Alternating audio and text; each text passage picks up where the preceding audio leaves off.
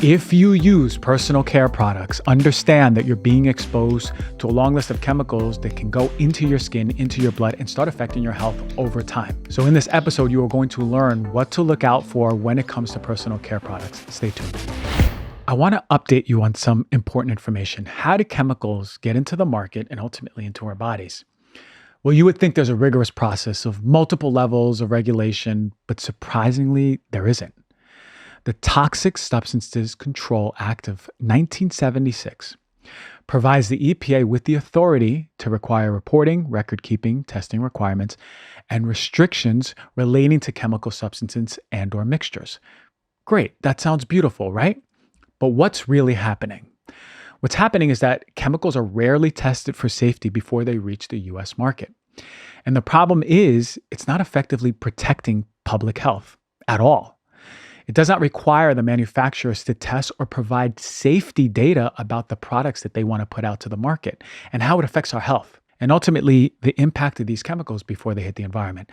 The inventory was initially published in 1979, and then there was a second version that contained about 62,000 chemical substances that was published in 1982. The Toxic Substances Control Act inventory continued to grow since then. And now it lists more than 86,000 chemicals. That's how many chemicals we have in our environment right now. Most of those not tested for safety. And according to the University of Michigan, health and safety data is available for less than 2% of the chemicals present in the environment now. In 2016, the Toxic Substance Control Act got a boost in effort to create more regulation and safety. But we'll see. Regardless, the large majority of chemicals in the environment are unregulated, which brings me to the products that you use in your bathroom. I mention all this for you to understand that oftentimes, aside from the air we breathe, skin and dermal absorption of these chemicals does happen. The EPA doesn't do an effective job of environmental toxin regulation, and we know this.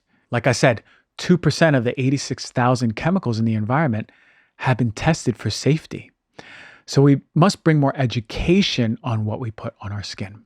Now, revenue in the beauty and personal care market amounts to $92.79 billion in 2023. It's massive. On average, women use 12 personal care products per day, which on average is amounting to over 150 chemical exposures. And men use 6, which amounts to about 85. Now, are all these chemicals toxic and going to kill you? No. And remember, when these products are tested, they're only tested for short-term exposure symptoms like skin irritation or allergies.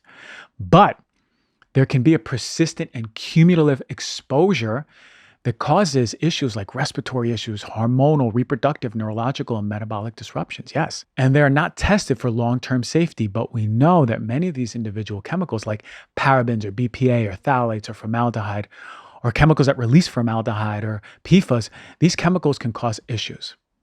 We know they could potentially be in products in your bathroom. You don't need to flip over your whole cleaning and beauty regimen, especially if you're on a budget. But perhaps over time, you begin to remove some of the products and you find the ones that work well for you and fit in your budget. A little bit goes a really long way here. Now, the good news is that there's a lot of big chain stores out there that are banning the sale of products that are containing these chemicals like Target, Rite Aid, Walgreens, CVS, Whole Foods. But when it comes to personal care products, you want to make sure you're reading the back label. Now, you're going to see a lot of chemicals in there. It's not going to make sense, especially if you're getting just a conventional product. But I want to teach you, what chemicals do you need to look out for in personal care products? 1,4-dioxane. This is a likely carcinogen. Acrylates. If you go back to the nail show, I talk about nails and allergies and irritation coming from acrylates. BHA and BHT. This is linked to be a human carcinogen, known to cause hormonal and fertility disruption. There's also formaldehyde and formaldehyde-releasing preservatives, known to cause irritation and a known carcinogen, usually in higher amounts. What I want to talk about is fragrances. That one is pretty much across all of your personal care products, from shampoos to perfumes to face wash, all of the things. Now, fragrance can go up to 300 different types of chemicals. One of the big chemicals that we find in fragrances are phthalates. And phthalates are one of the nasty ones. These are connected to allergies, hormone disruption, asthma triggers, neurotoxin, and a known carcinogen. So when you look at these all together, It could be that a lot of the physical symptoms you're suffering with and not finding the root cause can simply be coming from your bathroom. And because phthalates are so common, we have to understand they have a wide range of physical manifestations like cancer, human reproductive and developmental toxicity, endocrine disruption, birth defects, respiratory problems, genital malformations, undescended testes in baby boys, and lower sperm counts in men. Let's look at the big picture and know how nasty this chemical is.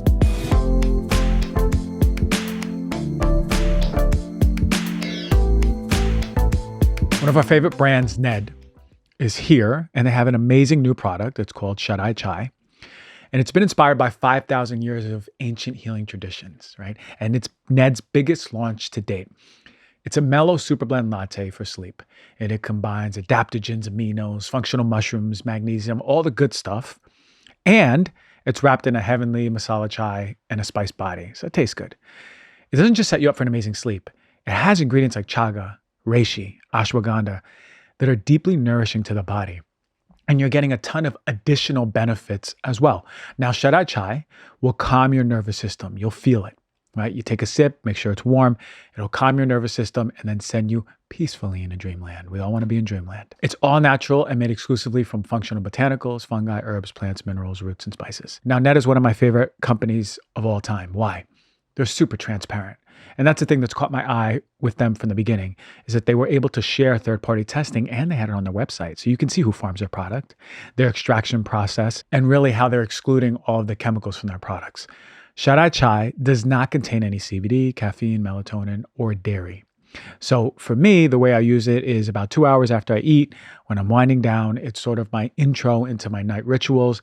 I drink it, turn off my phone, turn off all the electronics, sort of lights out. By lights out, I mean just turning on the Himalayan lamps, and then my night starts. So when it comes to Shut-Eye Chai, know that it can be one of your most amazing resources for better sleep. To get Shut-Eye Chai, you're going to get 15% off with the code DRG. You go to helloned.com/DRG, enter the code DRG at checkout. That's HELLONED.com/DRG to get 15% off and the sweetest of dreams.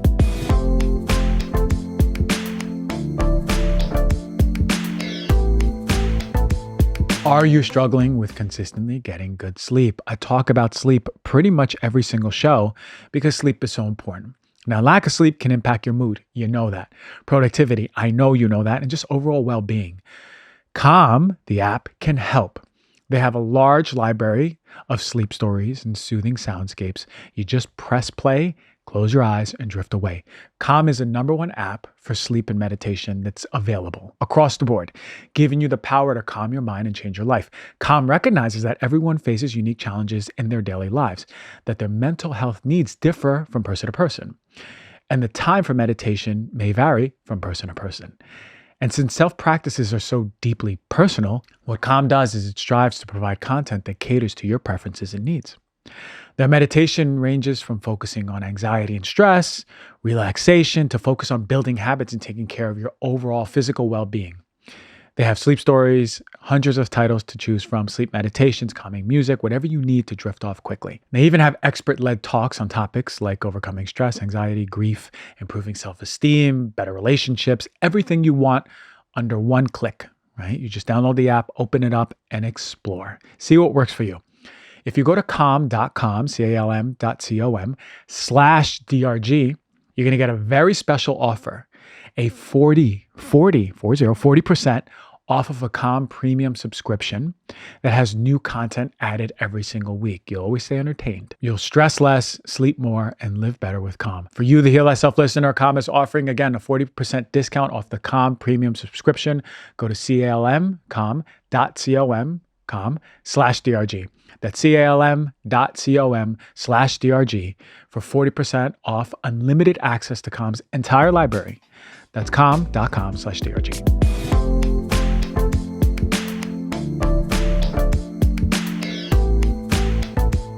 Something that we need to look out for, but won't be in the back of these products, are heavy metals. They're not going to say, this includes lead, this includes mercury, made with lead and mercury, arsenic, nickel, cadmium, whatever it is. So this is the part where we become proactive. If it's a product you love and you're going to be using it every single day and you're going to be putting it on your skin every single day, reach out to the company and ask them if they provide heavy metal testing. And ask them to talk about their heavy metals. And ask them if it's below Proposition 65, which is a really, really strict, almost overly strict standard for heavy metals. But if the company's under Proposition 65, you know that it has really low heavy metals, at least under FDA levels. And that's not always persistent. Some products batch to batch go higher than FDA levels. So very important to pay attention to. Remember, poor regulation. Parabens is another one, often found in shampoos or anything that really suds. And this is a known endocrine disruptor, hormonal disruptor, and it mimics estrogen. So that's not a good thing. You don't want to be putting in your body chemicals that mimic estrogen because too much estrogen in the body can be carcinogenic over time. So you don't want those endocrine disruptors or xenoestrogens in the body disrupting your delicate hormonal balance and pushing more estrogen into the body, ultimately causing hormonal disruption, ultimately putting you at risk for different types of cancers like ovarian and breast. PFAS, polyfluoroalkyl substances. I spoke about this chemical in the water show. I spoke about this chemical when it came to cookware. PFAS are found in a lot of cosmetics that make it water resistant or waterproof. So you want to bring awareness about what are you putting in your body. Now, PFAS, as we know, stay in the body for a long time. That's why they're called forever chemicals and are connected to various different types of disruptions in the body, like immune disruption. We also see in epidemiological studies, there have been associations with PFAS exposures with different health-altering effects. In addition to immune disruption, issues with the thyroid, liver disease, lipid and insulin dysregulation, kidney disease, and adverse reproductive and developmental outcomes. And lastly, cancer. Styrene, which is often found in the plastic or plastic-like substances. You think the inside of coffee cups can also be found in cosmetics and personal care products. There's less known data in here. It's possibly carcinogenic and toxic to the nerves. There is also concern for reproductive and developmental disorders. Titanium dioxide, we talked about in the show where I wanted to bust a myth of what was being talked about all over TikTok with tampons and titanium dioxide. Go back to that show. You'll learn about what I say is titanium dioxide in tampons an issue. But to come back to this, there's oftentimes a lot of cosmetics that have titanium dioxide as an ingredient, and it may be carcinogenic to humans. Most significantly, we have to think about the European Union. A lot of the experts were concerned with titanium dioxide particles having genotoxic effects. That means affecting your genes. Other chemicals, toluene can affect your respiratory tract. Triclosan, which interferes with the body's thyroid hormone metabolism and also may be an overall hormone disruptor. Those are the big ones. And I want you to think about the product, where it's being housed. If it's in plastic, especially flimsy plastic, and that plastic is hot and you have it in the bottom of your shelf in the middle of the summer, you want to think about quality and how they're packing. I always love personal care product companies and makeup companies that utilize glass. Even though it's more money, glass containers are protecting you from the exposure and the leaching of BPA and all of the BPA analogs that are seen in BPA free, which we know is not always the same or as healthy and sometimes even worse. BPA, like parabens, can mimic estrogen, cause estrogen and hormone disruption in the body, and ultimately put you at risk for estrogen-driven cancers down the road. Now, I say all of this not to overwhelm you, but for you to know what to look for and be empowered. Read the back of your products, read the back of your labels. Know that nothing will be perfect. It will be far from perfect, but making small changes over time is going to make a big overall impact on your health. Remember, this isn't just a one-time use and you're sick. It is an overtime, long-time exposure. Some of these chemicals bioaccumulate, meaning build up in the tissues, build up in the system, and some of them are water soluble and you pee right out. But bring awareness to what's in your products and start making the moves. Now, last thing I would say, although far from perfect, I do like the environmental working group. They have really good reviews on how to look for products, and you can type in the product that you're using And more often than not, you'll have a report on it and get a better idea. If it's letter grade safe, I think they use numerical actually, 1 to 5 or A to F, I forgot. But you'll be able to see which one is moderate to safe. And you want to make sure you're using products that are moderate to safe. And also, they have a list of products that are really good quality. So go check that out if you haven't. And I really hope this helped you out, brought more information to what's in your bathroom, personal care products, and makeup.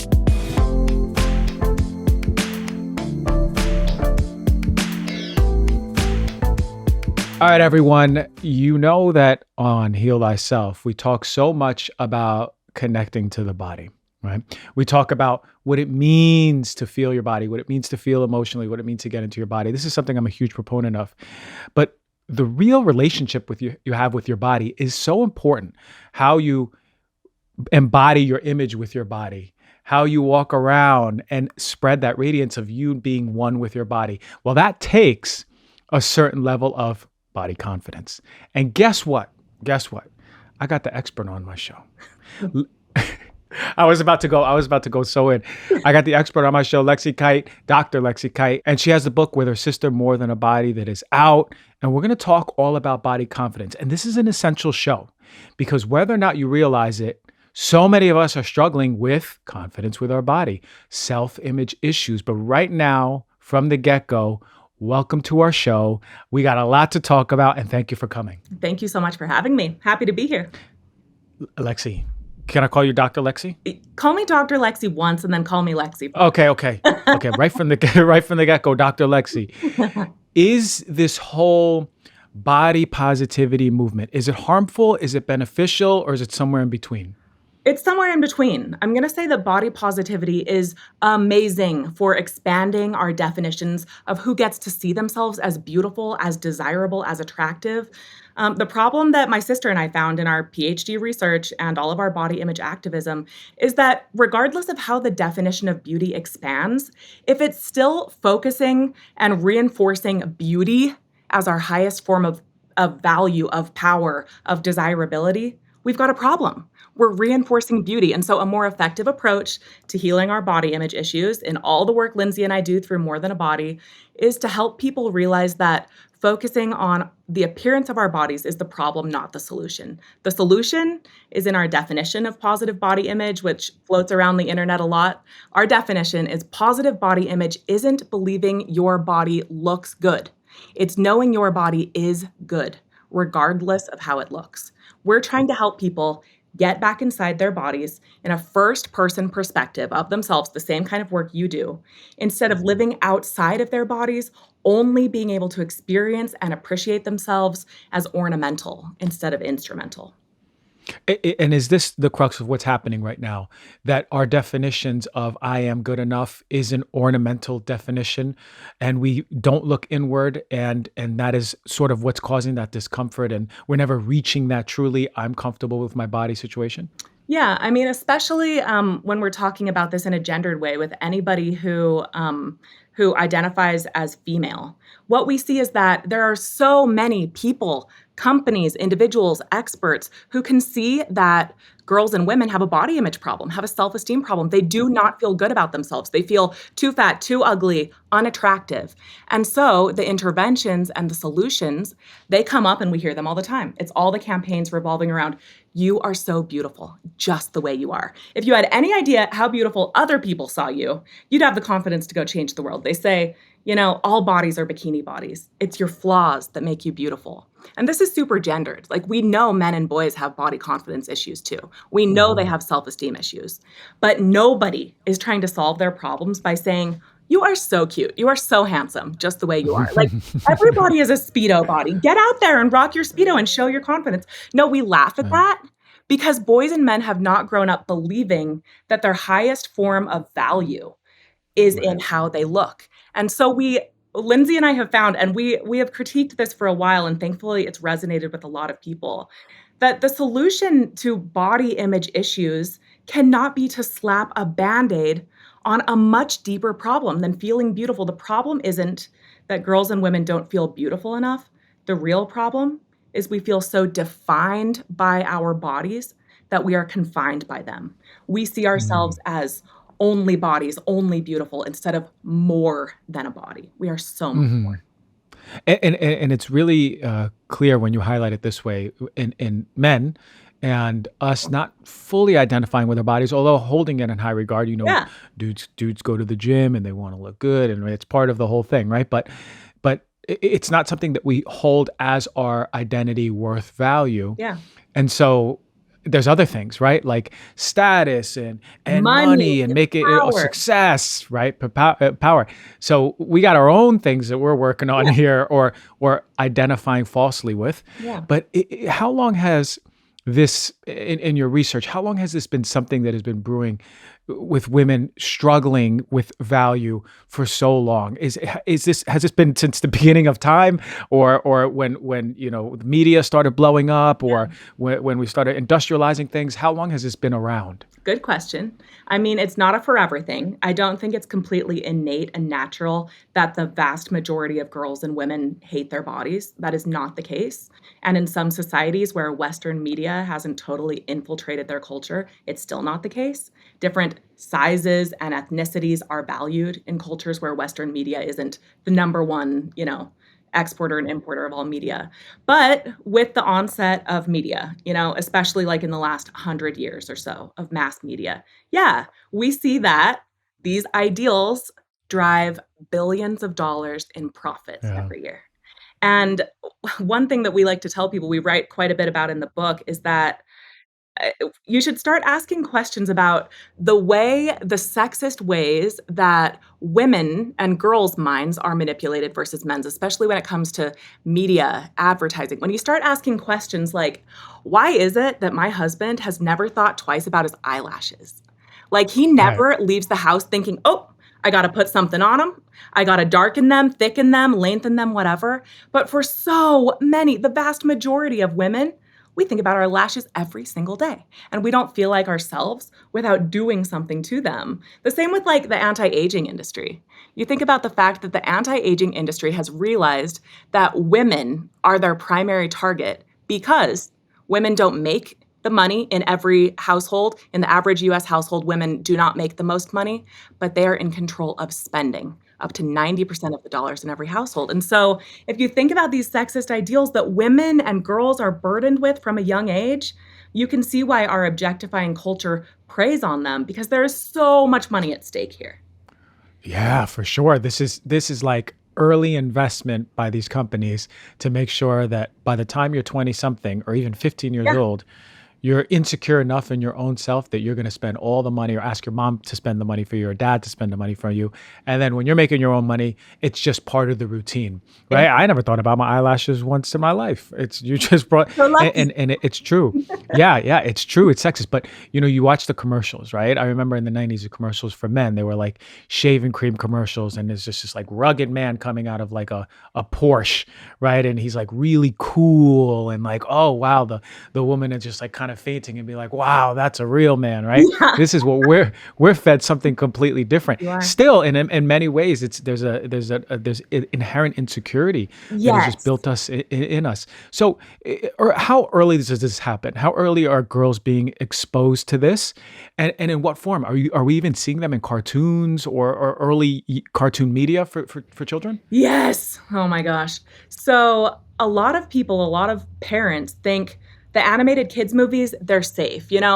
If they're feminists, they're worried about social issues, but they think like the one thing that I can rely on is, Pixar, Disney, DreamWorks, whatever. They are going to be a safe space for kids.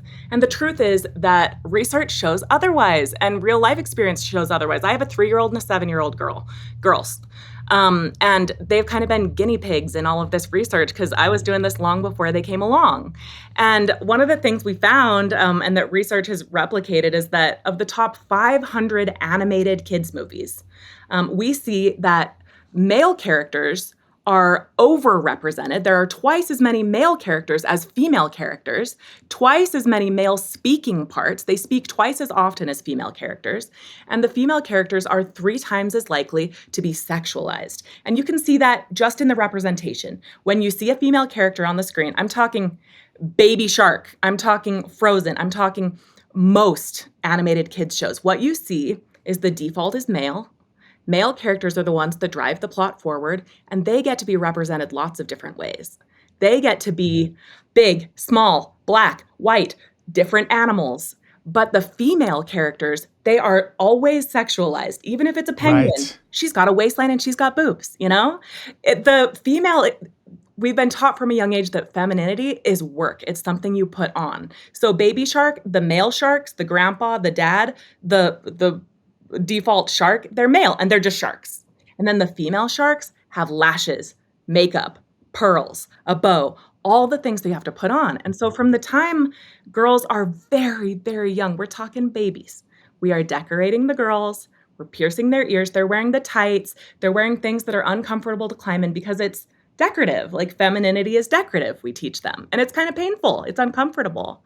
And so when they learn that, and when they're seeing everything that backs up this femininity is work and it looks like this, it is always sexualized, then of course, from an extremely young age, we see prepubescent girls that are already doing this thing called self-objectification, which is the idea that when you grow up and grow older in a world that objectifies females, meaning it largely only shows girls represented positively in one way, tall, thin, white, curves in all the right places, that we learn to do that to ourselves. And so self-objectification, it is not presenting yourself in an objectifying way. It's not, dressing sexy or whatever. Self-objectification is internalizing the objectified perspective that you have grown up believing about yourself. Your identity is split. You become the subject and the object. You become somebody living her life and somebody watching her live her life. Even when you're alone, you're thinking about how you look and adjusting accordingly. You've got this mental task list that goes on in your minds. And I think most girls and women listening to this podcast can absolutely recognize that self-objectification, that living to be looked at and feeling self-conscious of how you look is absolutely a normal and everyday part of every one of our lives. And it's been integrated early on, as you said. Yeah. I mean, I think of even the cartoons that I used to see, that every like animal or even inanimate object that was a female, even like Beauty and the Beast, they had lips and they had lashes and they were like, you very clearly know that this is a female candle holder, Totally. And when we think about these things, you're right. It's like early on, there's the dress up, the brightening up, right? Because normal without the dressing up and the fixins and the brightening up is not good enough, right? So what a signal we send at an early age to our kids, right? And then they have the toys and they're dressing them up. It's not good enough how it was, so we have to add in this dress and this clothes. So let's move it forward now into teens. It seems to me that teens might be young adolescents or older adolescents. Teens are some of the hardest times in this. What is a young teen experiencing in her own, like you said, subject, object, seeing herself be part of this sort of machine? What happens to a teen in their physiology? So teens today, we already know that they feel like everybody is looking at them. I remember just feeling so self-conscious that I was being looked at.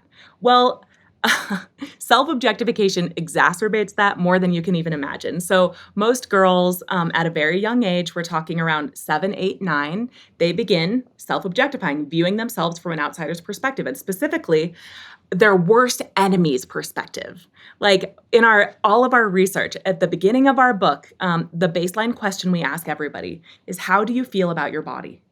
And the vast majority of answers we give to that question, with no context for what we're asking about, the vast majority of answers to that question that come from anybody who identifies as female are extremely negative and talking almost exclusively about how they look to other people. They're talking about how they look. They are talking about self-objectification, and they don't even know it. So they're not saying anything about how they feel, what they can do, what they've experienced, what they've lived through, what they're proud of. It's only their worst thoughts about what somebody else might see. And so teenage girls are going through that, and then it is absolutely doubled by social media, because social media takes all of those values they have learned to believe about themselves and magnifies them to such a degree that self-objectification is constantly in front of them, because they have learned to take photos and videos of themselves, then choose the highlights, edit accordingly, and post the most unrealistic or unattainable versions of themselves. They're just representing what they've been taught they can be valued for. And so social media, it's like very natural for them. They live being looked at. So why wouldn't you represent yourself accordingly? And then the algorithm is designed to push all of that sexually objectifying, unreal, unattainable content at them. Like the algorithms on TikTok and Instagram are designed to do that for girls. Wow. It keeps them in this shame loop. You're scrolling, you feel bad about yourself. You're going, years deep in your boyfriend's new girlfriend, comparing yourself. Yeah. Can you imagine what they're up against? Oh, Yeah, yeah. And then we think about also even just like the developmental age, right? They're developing and they're being objectified now by boys, right? So it's yes. like imagine the weight of a teenage girl, right? And in my generation, we didn't have the social media, so I didn't even see that firsthand. Yep. But bringing a kid into this world in the future, it's like, whoa, what is the world going to be? And to think that like this is our society where we're rewarding these unrealistic, Yeah. unattainable versions of us over and over and over and over, and this is what we're being fed into. So mental health it can be an issue already early on, and now I understand even better why so many teens are struggling with their mental health. Absolutely.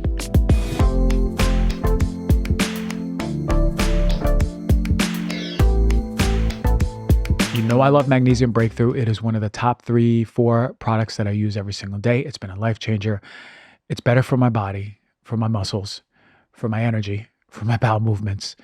The magnesium is fantastic. Most of us are deficient in magnesium. We could say up to 75% of us. Now, if you never tried Magnesium Breakthrough, it's amazing. But here's your chance. For only this month, you get a free bottle of the best-selling full-spectrum supplement that contains all 7 forms of magnesium that your body craves in the right balance. For you, the Heal Thyself listener, they are offering a free 14-day supply of magnesium. All you got to do is pay the nominal shipping fee. That's it. No other strings attached. No other purchases required. And this is the Magnesium Breakthrough Challenge. It's simple. For 14 days, you take Magnesium Breakthrough and see all the positive changes that I mentioned. Now, if you want, write a little journal and see how you're sleeping. Quantify it out of 10. You're probably going to notice your sleep is better and your energy is better during the day after 14 days, and you got nothing to lose other than that shipping cost, right? And if you like it, there you got a supplement that works well for you. It's one of the ones that I use every single day. I use 2 before bed. I use 1 in the morning.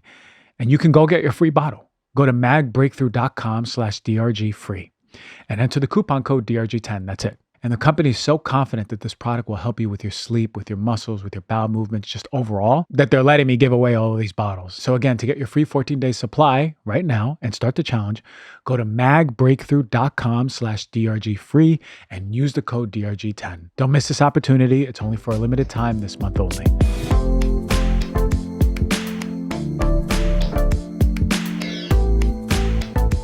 BIRCH is an OG sponsor. Why? Because I love them. Why? Because they make beds that are natural, that are clean. Why? Because sleeping is important and you want to sleep on a quality mattress. Now, BIRCH, to date, of all the time they've been sponsoring the show, has one of its biggest offers for you. When it comes to me for choosing a bed, I chose BIRCH because it has organic and natural materials. I sleep easy knowing I'm avoiding harmful off-gassing that can happen through the manufacturing process. BIRCH is also Green Guard Gold certified. That is the standard to make sure you're not being exposed to harsh off-gassed chemicals for the life of the bed. In addition to being a better mattress for me, BIRCH is committed to being better for the planet. I can reduce my environmental impact by having the mattress that is produced from raw materials. BIRCH works with ethical partners to adhere to strict social, environmental, and economic standards. I've had my BIRCH for 2 years. I love it. What I love most, I'd say probably is how comfortable it is and knowing that it's not off-gassing chemicals for the life of the bed. And it's cooling. I'm not sweating. I'm not waking up sweaty in the bed. The materials are just cooling and allowing for the flow of heat to move. Now, with your BIRCH mattress, you get a 100-night sleep trial and a 25-year warranty. The best thing about all of this is that BIRCH just delivers right to your door. You ain't got to go nowhere. It's right to your door and easy to set up. It's rolled up in a box, easy to set up. I love my BIRCH mattress. I do think you will too. This month, BIRCH is giving Heal Thyself viewers 22% off of their BIRCH mattress. That's the highest discount they've given on this show to date, and it expires at the end of this month, August. Visit birchliving.com/heal thyself and get 22% off the Birch mattress plus 2 free Eco Rest pillows.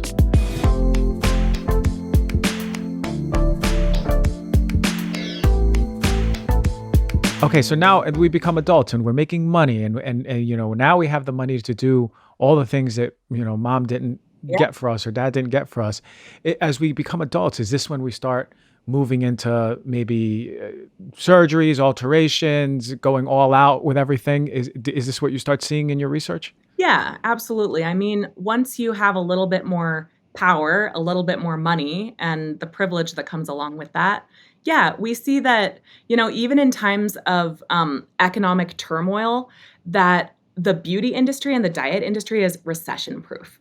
So no matter what, girls and women, and a lot of boys and men learn that you better prioritize how you look at all costs.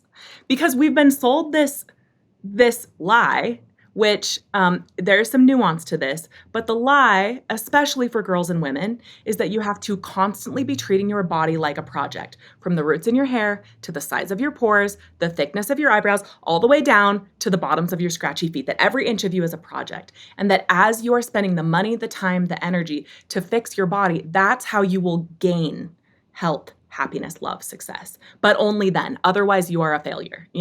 And industries are constantly conceiving of new flaws. You got to beautify your underarms now. Like that, we were not thinking about our armpits. We were not thinking about baggy eyelids. And now that's a thing like you have to fix, the list goes on. And the ideas are Yeah, constantly yeah. changing. And it's forever. It's forever. And so like you see things like the Kardashians and others that are now taking out their implants because the ideals are constantly changing. Like for a while there, people were saying, but the thick ideal, now that's kind of in. Like now you get to have a bigger butt. You can have bigger thighs. But the problem is, and what we always argued, is that is not progress. That is more work because now you die from your butt implants in addition to your Right. breast implants and all the illness that goes along with implants. And Mhm. you also must have all the signifiers of thinness. You have to have a tiny waist, no cellulite, no stretch Right, marks, right. all the things that are impossible. And so, can you imagine how much time and effort and energy that takes? It is massive. But one thing we help people to recognize is that we've all been taught this lie that you can buy your happiness through fixing your body. But we all learn over time that we're chasing mirages. That, the times when I was my thinnest and was getting the most compliments, honestly, those were the times where I was treating myself the worst. I was not eating. I didn't have the energy to exercise, or I was over exercising, using caffeine, and feeling terrible. My health, my actual internal indicators of health, were not reflective of the compliments I was getting. I was treating myself so bad by valuing how people were viewing me over my own experience inside my body. And so one thing we recommend for people, because the work Lindsay and I do is different than the other work we see out there, because we're not just here to make you mad. We're not here to just open your eyes about all the ways we have been oppressed and hurt in this objectifying world, but we're here to show you another way that you can name your pain. You can shine a light on it. You can see it. You can shine a light on the oppressive forces that make you feel this way. This is not a natural way of being. And you can realize that we can opt out, we can push back, we can use that pain as a catalyst to get somewhere better, to get back inside our bodies and Mm. prioritize that first person perspective on the only bodies we're ever going to have. And that is the most healing thing in the world. But it's called body image resilience. And it is the revolution that Lindsay and I are trying to push forward in all of our work. And I love the passion behind it, right? Because you will always have a pore that is big. You'll always have a toe that is small and then the Yeah. other one big. You're Yes. always going to have a stretch mark. It's a never ending cycle of just self identification that is not real. Yeah. And it's just going to keep flowing and flowing and flowing. But I love your passion against shining that light, right? Shine the light to yourself, shine the light and know, hey, wait a minute, I've been oppressed by this. People telling me this crazy stuff, man. Why do I have to do that? Actually, why do I have to do this too? And let me look at my bathroom cabinet. Why do I have all of this, right? So what is that resilience, that internal resilience? What does it mean? And how do we, women, and also the Yes. men listening to this who are vibing with this too, how do we connect with this resilience? Yes. Okay. So body image resilience is for everybody. And, when I'm talking about the burden of body image falling on the shoulders of girls and women, I am absolutely not stating that boys and men and people of all genders don't feel serious body image burdens, because they do. So please know. But I use a lot of she, her pronouns because the majority of people that face serious body image issues and sexual objectification identify as female. But body image resilience is for everybody.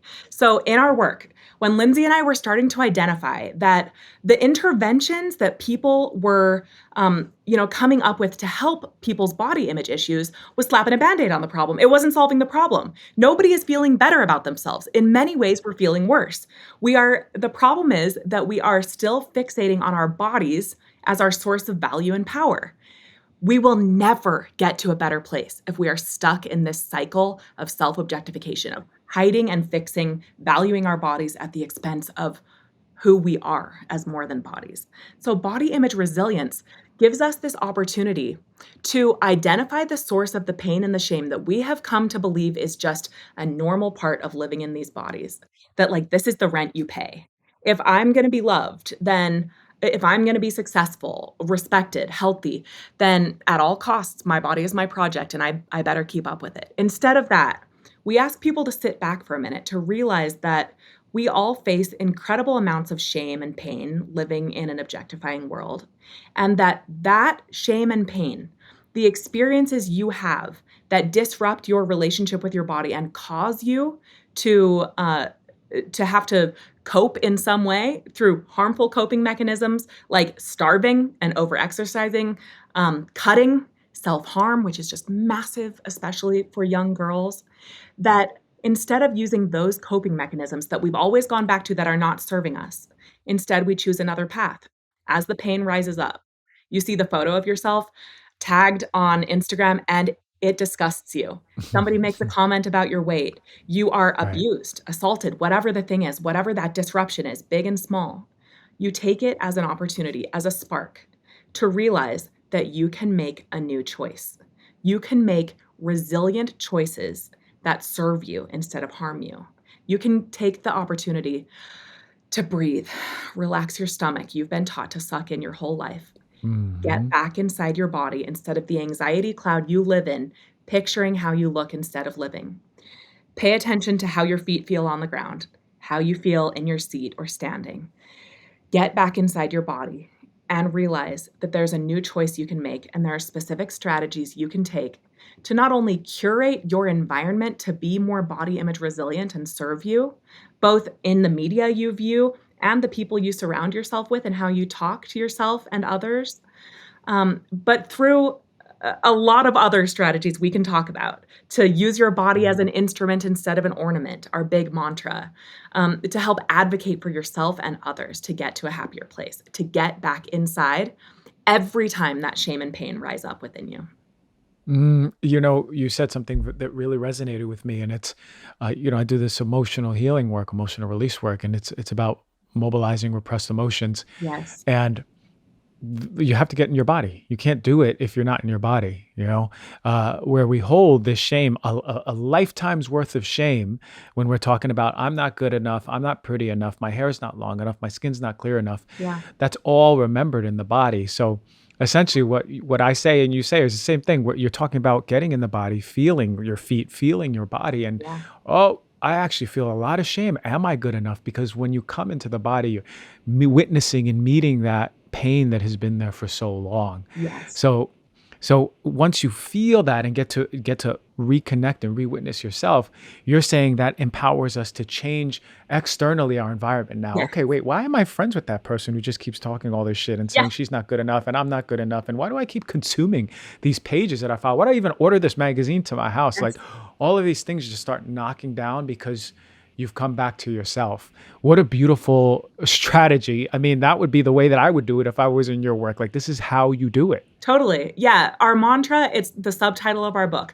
Your body is an instrument, not an ornament. This is honestly a paradigm shift. Nobody's bodies are perfect instruments. So when we say that, sometimes people think, yeah, but I'm dealing with chronic illness. Like, whatever the thing is, like, I'm injured. I'm sitting on the sideline of my life right now. My body is not an instrument. My instrument is terrible. No, what we're saying here is the paradigm shift is the same one that you tout, that our bodies are instrumental because they are ours. It's the only one you have. Your lungs, your heart beating, these legs that you were born into, every part of you, it's the only one you've got.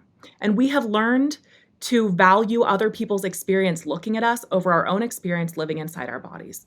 And so to Yes. see yourself as instrumental means that from here on out, everything you do, you prioritize how you feel first, not how other people see you.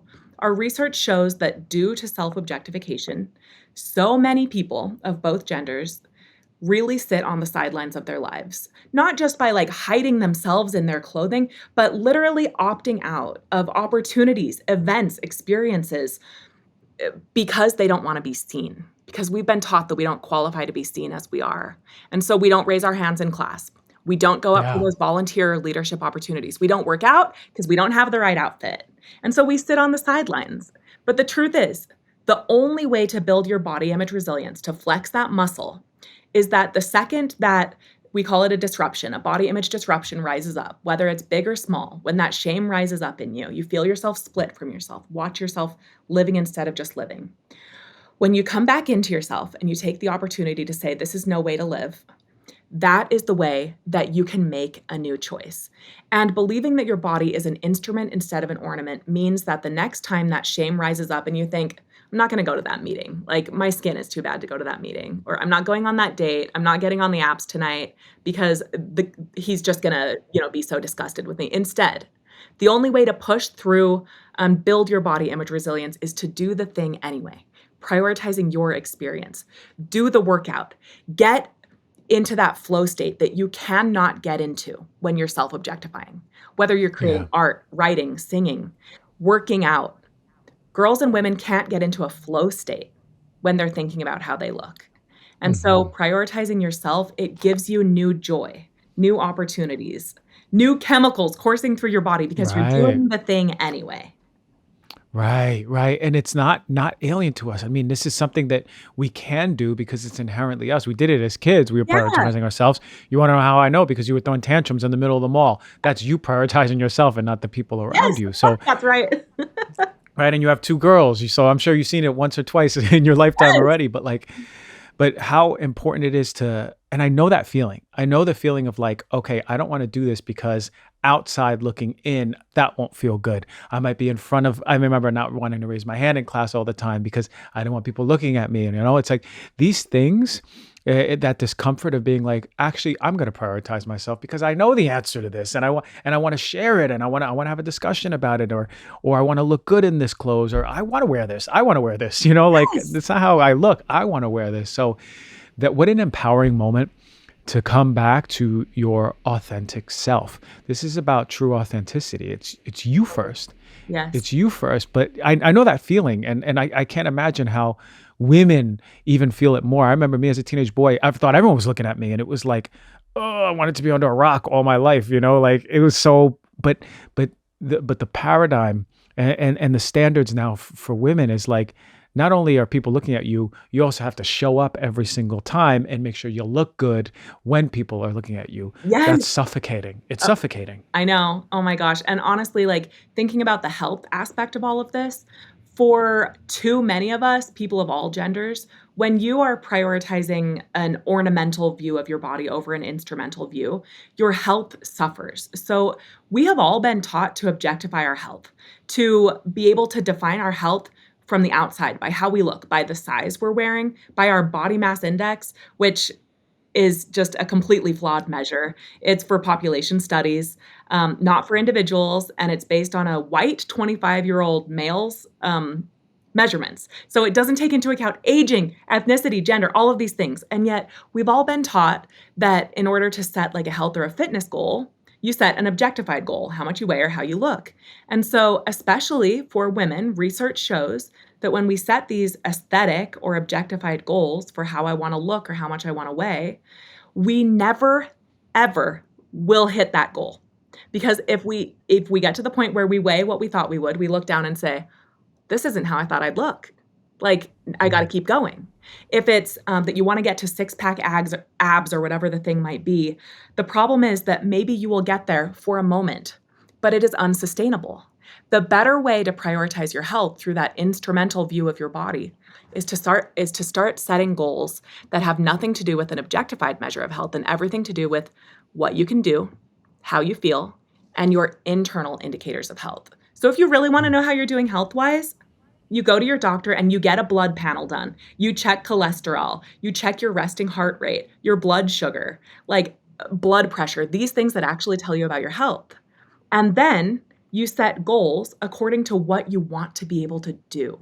So instead of getting to this weight, it's I want to be able to run 10 miles. I want to go on this many walks or take this many dance classes. I want to be able to lift this heavy of weights. Make it experiential, and then you get those endorphins running through your body from doing the thing, even though you're too self-conscious and you don't know what to wear, whatever it might be. You don't want to be jiggling. Do it anyway. Make yourself do it anyway. And as you flex that body image resilience muscle, it becomes innate. It becomes instinctual. So for me now, like I'm still living in a female body. I still have to navigate this world through childbirth, weight gain, weight loss, aging, the works. So I'm using body image resilience in my life every day. And so when I try on a pair of jeans that doesn't fit, that I thought was going to fit a couple days ago, instead of falling into a shame spiral of, okay, no more eating. I'm getting back on that treadmill. I got to do a harder incline, whatever the thing might be. Punishing ourselves, which we do because our bodies we need to be punishing ourselves at all times. Instead, I sat with it for a minute, got back inside my body, like literally do some lunges, do something to like get back inside my body as an instrument. And I made a new plan. No, I'm not going to punish myself. These jeans don't fit because women's jean sizing is outrageous. You're a 4 here and you're a 20 there. And it's just wild. Men get standard sizing. Another way that this sexist, really objectifying industry gets us is through sizing. And so what I want people to do is face those disruptions that are inevitable, but know that the body image resilience process is banking on the fact that we're all going to face those disruptions daily, weekly, monthly. And that instead of coping in the ways that do not serve us, that take us out of the world, that leave the world missing what we have to offer and leave us missing out on the world, that we take those opportunities that feel like shame and we use them as a step forward, as a step back home to reunite with our little selves, like those little us we left behind. That little Lexie that used to not care about her thighs and could just play on the beach. We have to get back in touch with our inner selves. It's one of the strategies we share in our book. There's a million, but that's one. Yeah, I love that. And listen, I'm going to read the book myself. I ain't no woman, but I'm going to read this book because it's going to be really powerful. I mean, it's for me, what I'm hearing is, yes, there's more pressure on women, but this goes for every single person, right? It's all about coming back to the body. And one thing that you said that stuck out was this flow state that you said before. Essentially, when a woman is so concerned with the outside world and how she's being watched and observed and judged and having to live up to this standard, we're taking ourselves out of that flow state, but we're essentially taking ourselves out of that pure artistry, that the gifts that you have to offer this world, right? To change your family, your community for the better, the world for the better, are being suppressed because you're looking outside of you in judgment and fear instead of living in that love that you are. And it's like just coming back to it, checking with the body. I love that you just said lunges. Like you're like, okay, hold on, let me just get my body, do a little bit of lunges. Yes. Okay, no, this is ridiculous. I ain't a size this. I just went to this one. Okay, let's stop, slow it down. And to me, one of the tenets of guests on the show is empowering information.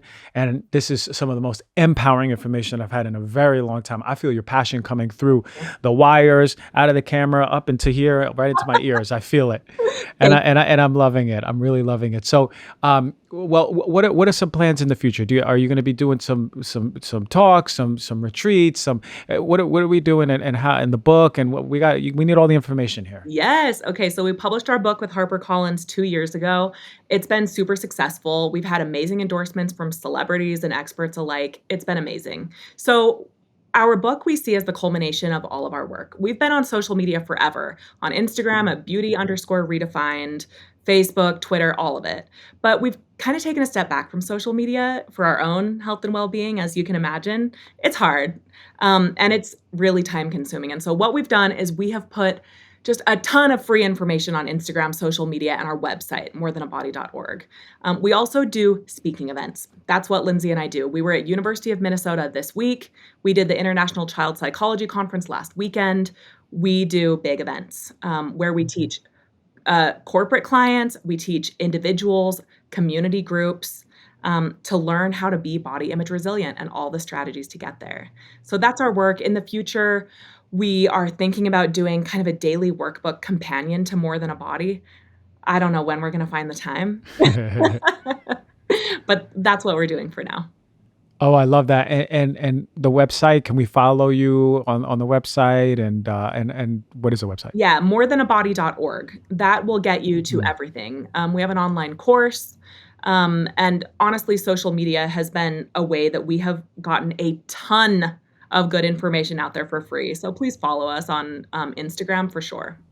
Yeah. Check it out. All the info. This is so empowering. I mean, for me, fundamental to the re-educating or even remembering of our own power. And all it takes is just seeing, as you say, the body as an instrument, not ornament. We're crashing. We're putting down this ornament paradigm. We're putting the ornament on the floor. We're stepping on it, and there's little pieces everywhere. We're going back to instrumental days. Yes, right? Love it. It's instrumental that we get back to the instrumental days. So, hey, listen. Thank you so much. I feel empowered, man. I feel like climbing up the stairs up Maybelline and arguing with the whole board right now. I appreciate you so much. And everyone, go check out the Instagram. Go check out the website. Go get the book. Yes. Give it to your daughter ASAP. Give it to your son ASAP. Let's get this movement going. Thank you so much. I appreciate you. Yeah, thank you.